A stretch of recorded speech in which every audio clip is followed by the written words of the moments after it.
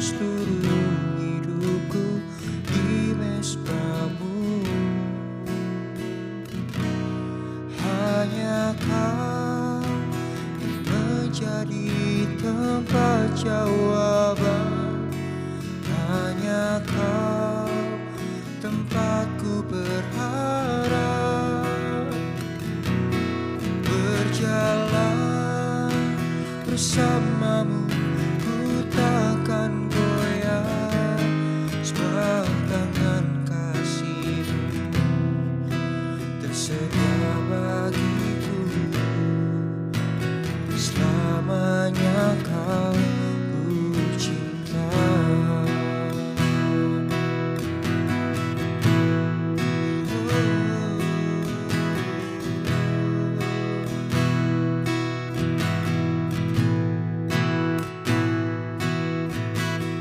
Telah buktikan cinta-Mu padaku. Kau membayarku dengan hidup-Mu. Ku bersyukur yang ada padaku, semuanya milik-Mu. Ku persembahkan seluruh hidupku di mesbah-Mu. Hanya Kau yang menjadi tempat jawaban. Hanya Kau tempatku berharap. Berjalan bersamamu, ku takkan goyah, sebab tangan kasih-Mu tersedia bagiku. Selamanya Kau ku cinta. Hanya Kau menjadi tempat jawaban. Hanya Kau tempatku berharap. Berjalan bersamamu, ku takkan goyah, sebab tangan kasih-Mu tersedia bagiku. Selamanya Kau ku cinta.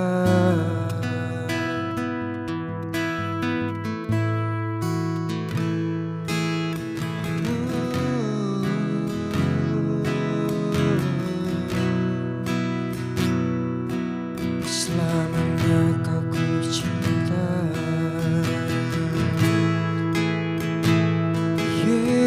Yesus,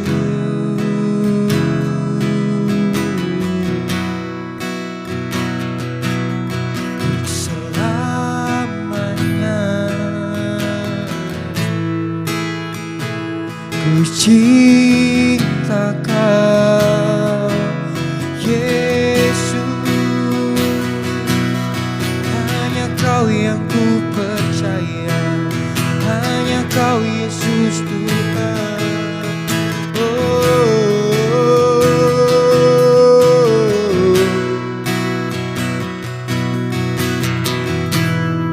Kau yang ku percaya. Kau yang ku andalkan di setiap langkahku, di setiap musim hidupku.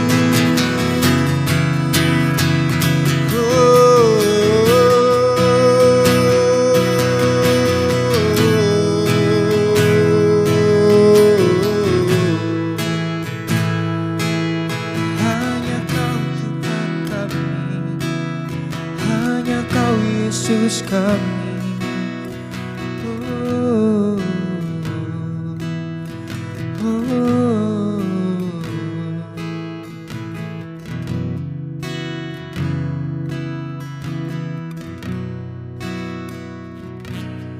Hanya Kau yang menjadi tempat jawaban.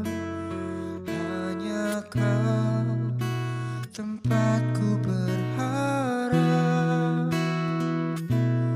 berjalan bersamamu ku takkan goyah, sebab tangan kasihmu tersedia bagiku.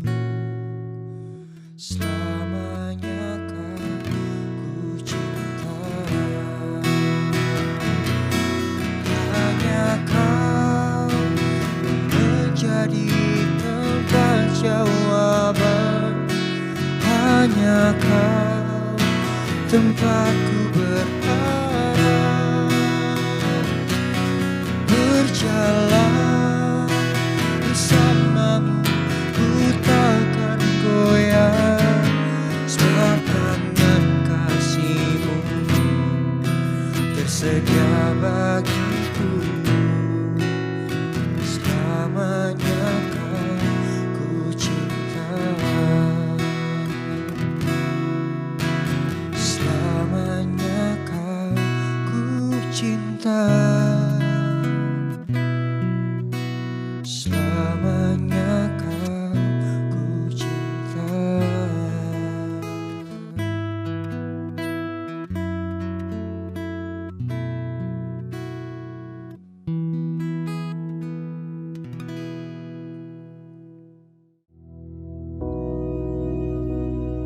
Bapa kami yang di surga, dikuduskanlah namamu, datanglah kerajaanmu, jadilah kehendak-Mu di bumi seperti di surga. Berikanlah kami pada hari ini makanan kami yang secukupnya, dan ampunilah kami akan kesalahan kami, seperti kami juga mengampuni orang yang bersalah kepada kami. Dan janganlah membawa kami ke dalam pencobaan, tetapi lepaskanlah kami daripada yang jahat. Karena Engkaulah yang empunya kerajaan dan kuasa dan kemuliaan sampai selama-lamanya. Amin.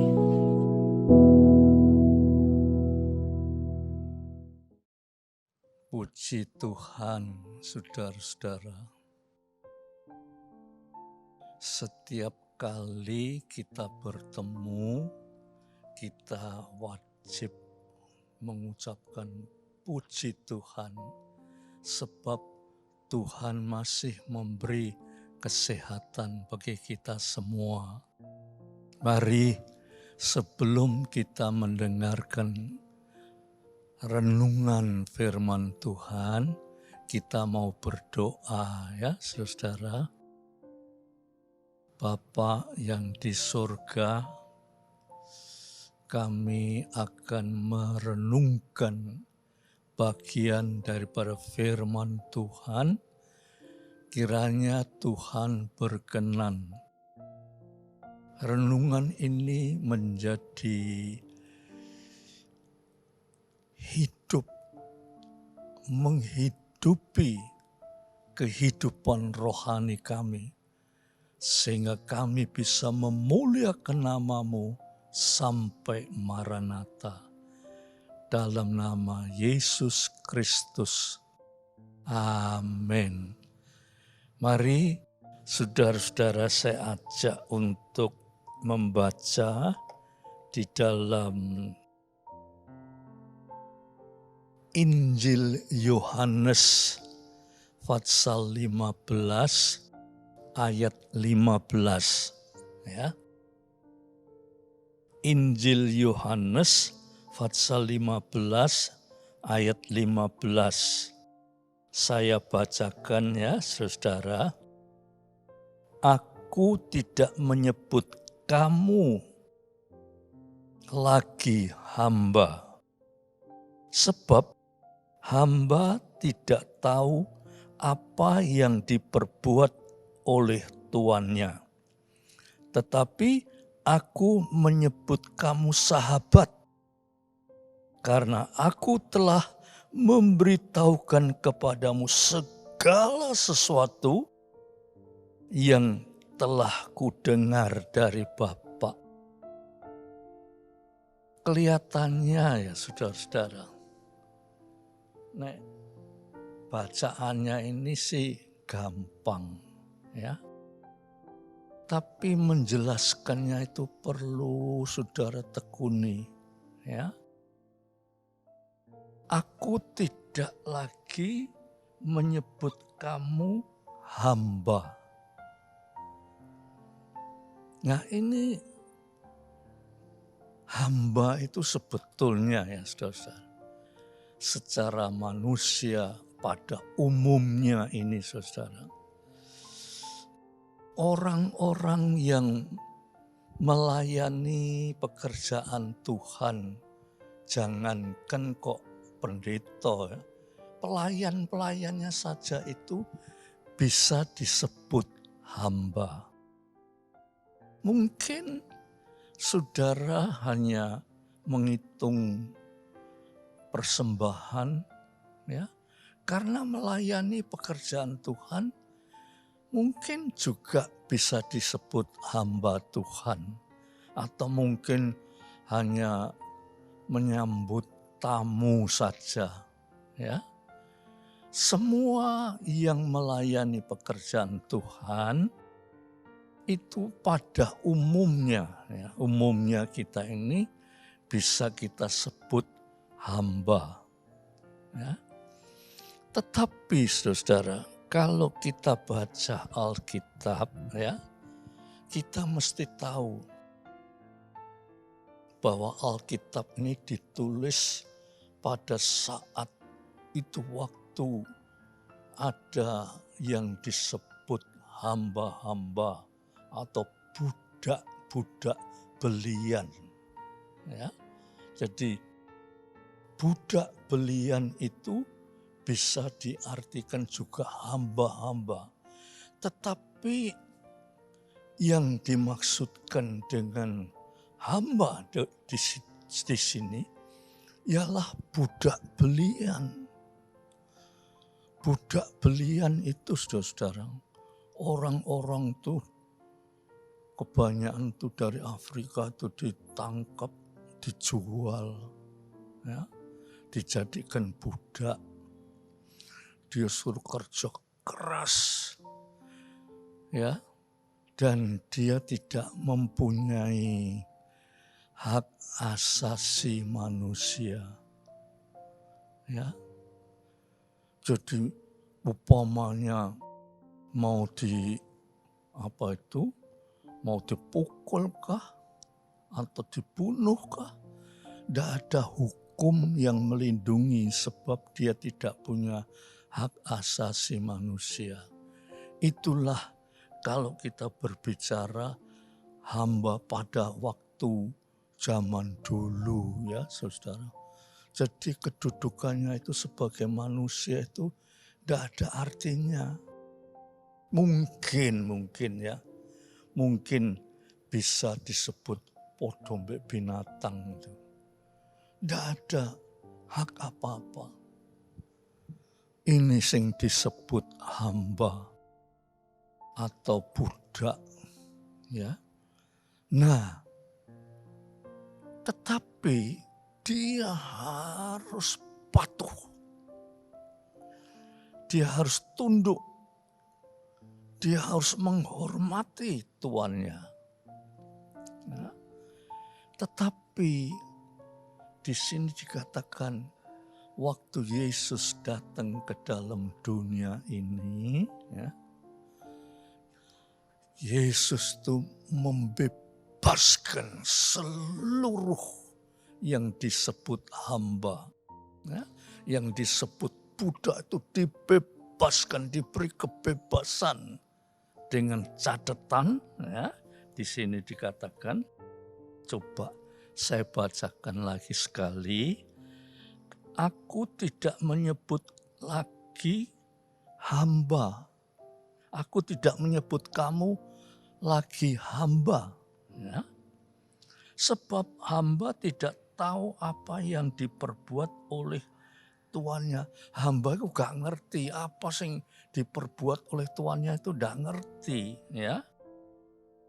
Tetapi aku menyebut kamu sahabat. Ya, saudara catat kata-kata sahabat, ya. Aku menyebut kamu sahabat karena aku telah memberitahukan kepada kamu segala sesuatu yang telah ku dengar dari Bapa. Jadi dia tidak lagi menyebut hamba, sebab hamba aku gak ngerti. Ngertinya cuma disuruh, nek salah ya dimarahi, ya dipukul, ya macam-macam. Tetapi Yesus datang ke dalam dunia ini, dia bilang, aku datang untuk membebaskan kamu. Kamu bukan lagi hamba, tetapi sahabat. Karena dikatakan di sini, aku telah memberitahukan kepada kamu segala sesuatu yang telah kudengar dari Bapa. Nah, sekarang saya jelaskan ya saudara. Yesus Kristus datang ke dalam dunia ini, di sini digambarkan seperti membebaskan itu budak-budak belian atau hamba yang gak ngerti apa-apa. Pokoknya disuruh kerja ya kerja apa saja kerja, tapi gak ngerti apa-apa. Ya. Tetapi aku datang tidak lagi menyebut kamu hamba, tetapi sahabat. Saudara tahu pengertian sahabat. Sahabat itu orang yang terlalu dekat, rapat satu sama lain. Ya. Yang disebut sahabat itu orang yang berdekatan, orang yang rapat hubungannya. Ya. Itu disebut sahabat. Dan orang yang percaya kepada Tuhan ya, disebut sahabat sebab dia mempunyai hubungan yang rapat, yang dekat, yang intim dengan Tuhan. Ya. Jadi orang yang mempunyai kedekatan dengan Tuhan, mempunyai kerapatan dengan Tuhan, mempunyai keintiman dengan Tuhan, bahkan bisa juga dikatakan menyatu dengan Tuhan, seperti Fatsal 15 mulai ayat yang 1, saudara itu akan baca, Tuhan itu seperti pokok anggur. Ya. Dan orang-orang itu seperti carang-carangnya. Ya. Itu carang kalau dia merapat, dekat, melekat, menyatu dengan pokok anggurnya, ya, carang itu akan berbuah lebat. Tetapi kalau dia walaupun rasanya itu dekat, ya, tetapi tidak menyatu, tidak rapat, tidak menyatu dengan pokok anggur itu zat-zat dari pokok anggur itu tidak bisa tersalurkan sebab tidak menyatu. Ya, tidak menyatu. Sehingga walaupun dekat, itu carang itu bisa kering dan tidak mungkin bisa berbuah. Lalu dipotong, dimasukkan ke dapur api. Ya. Begitu juga sahabat. Kata sahabat itu dekat, rapat, intim, bahkan menyatu. Itu yang disebut sahabat. Sebab Tuhan berkata, aku memberitahukan kepada kamu segala sesuatu yang telah ku dengar dari Bapa. Apa yang didengar dari Bapa itu segala diberitahukan kepada sahabatnya. Nah, sekarang saudara-saudara ya, kita ini anak-anak Tuhan. Ya. Kita orang yang ke gereja ya, merasa dirinya sudah dibaptis dan juga apapun kita ikut pelayanan ya, seperti tadi saya katakan, walaupun cuma terima tamu itu pelayanan, itu bagi Tuhan. Tuhan bilang, aku tidak menyebut kamu hamba Tuhan atau pendeta yang berkhotbah itu disebut hamba Tuhan. Tetapi Tuhan bilang, aku menyebut kamu sahabat. Yaitu seperti Tuhan berkata, aku mendengar dari Bapa dan aku memberitahukan kepada kamu. Kata-kata mendengar itu saudara, yaitu kita itu mendengar firman Tuhan dari Tuhan, lalu mendengar itu bukan saja untuk didengar, tetapi mendengar itu untuk dilakukan sebagai seorang yang disebut sahabat. Ya, sebagai seorang yang disebut orang terlalu karib, bahkan dekat, sampai dikatakan menyatu. Ya. Tuhan berkata, aku di dalam kamu, kamu di dalam aku. Dan Tuhan bilang di situ, itulah yang menjadi dasar kenapa kita ini menjadi orang Kristen. Kita itu harus mendengar firman Tuhan dan melakukan. Ya saudara, melakukan firman Tuhan. Sehingga dengan melakukan firman Tuhan itu, apa yang terdapat di dalam hati kita yaitu firman, lalu kita ucapkan di dalam tutur kata kita, itu firman kita ucapkan, ya, lalu kita lakukan sesuai dengan apa yang kita ucapkan. Jadi bukan saja kita itu ngomong tapi ora iso nglakoni. Tetapi Tuhan bilang, apa yang keluar dari hatimu itu diucapkan. Dan ucapan itu cocok dengan perbuatan kamu. Di situ artinya sahabat.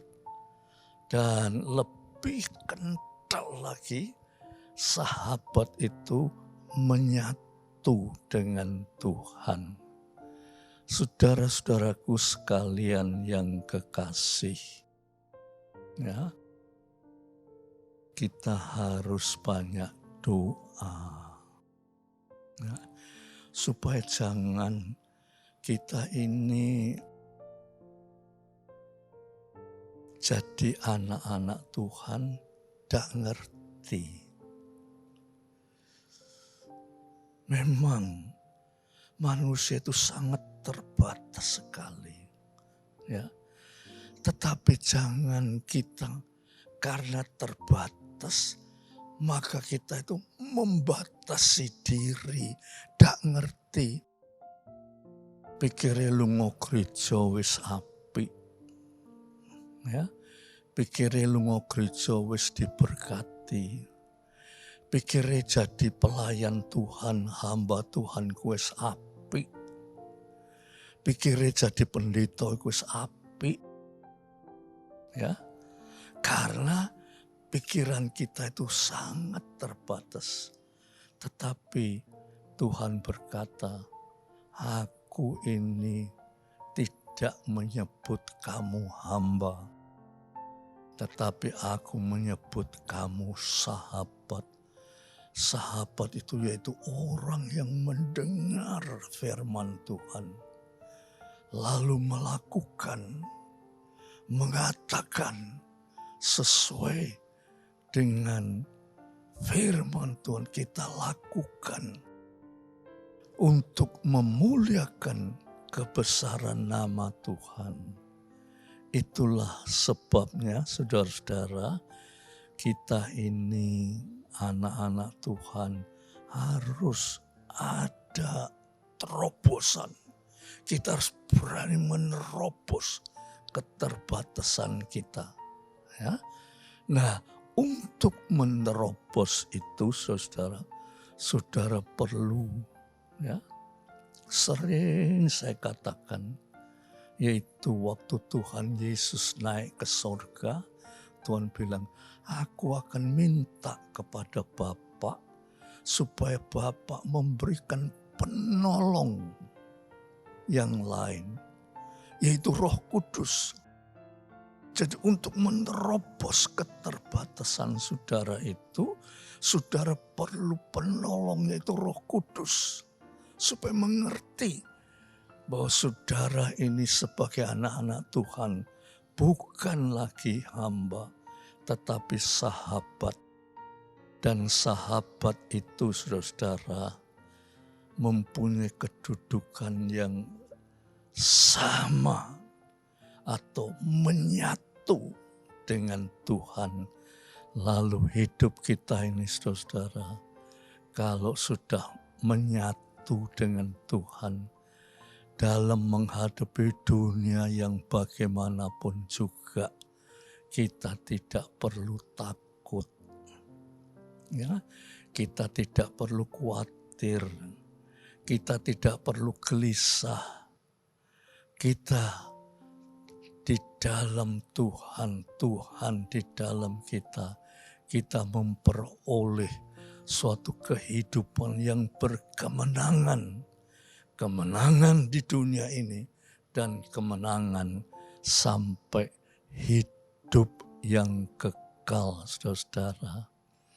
Inilah sedikit sebuah renungan.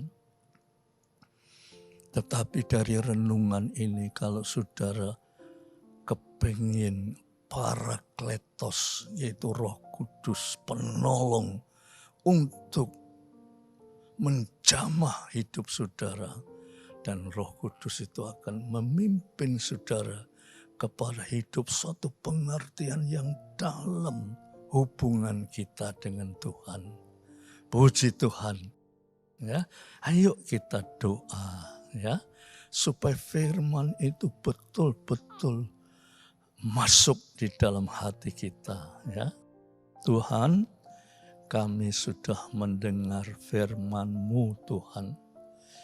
Biar kiranya firman-Mu yang sederhana ini oleh kuasa Roh-Mu yang kudus menjelaskan cukup sampai jelas. Sehingga kami Tuhan bukan lagi hamba, tetapi sahabat yang rapat, dekat, bahkan menyatu dengan Tuhan. Di sana kami akan rasakan keselamatan yang daripada Tuhan. Terima kasih Bapa, di dalam nama Yesus Kristus. Biar damai sejahtera Bapa, berkat rahmat dan kasih Yesus Kristus, persekutuan oleh Roh Kudus atas saudara-saudara semua sampai Maranatha. Dalam nama Yesus Kristus. Amin.